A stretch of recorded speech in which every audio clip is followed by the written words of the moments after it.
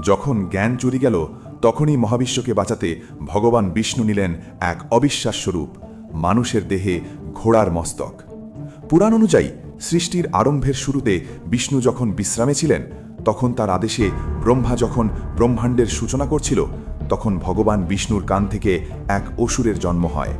সে যেহেতু বিষ্ণুর অংশ, তাই সে তার অসীম ক্ষমতার দ্বারা ব্রহ্মার কাছ থেকে বেদের সমস্ত জ্ঞান ও সৃষ্টির মূল উৎস কেড়ে নিয়ে লুকিয়ে রাখে। বেদ হারিয়ে গেলে বিশ্বে জ্ঞান, ধর্ম ও শৃঙ্খলা ভেঙে পড়তে শুরু করে। দেবতারা আতঙ্কিত হয়ে ভগবান বিষ্ণুর শরণাপন্ন হন। বিষ্ণু বুঝতে পারলেন এই অসুরকে পরাস্ত করতে হলে চাই এক বিশেষ রূপ, যা শক্তি, বুদ্ধি ও গতি সব কিছুর প্রতীক। তখন তিনি ধারণ করলেন হয়গ্রীব অবতার, মানুষের দেহ আর ঘোড়ার মস্তক। তারপর ওদের মধ্যে হয় এক ভীষণ যুদ্ধ।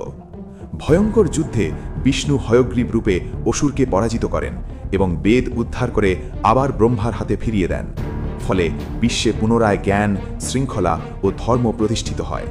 তাই হয়গ্রীব অবতার কেবল এক পৌরাণিক কাহিনী নয়, জ্ঞানের জয় ও অজ্ঞতার পরাজয়ের এক চিরন্তন প্রতীক। এমন রহস্য আরও জানতে আমাদের চ্যানেলটাকে ফলো করো আর কমেন্টে জয় শ্রী বিষ্ণু অবশ্যই লিখবেন।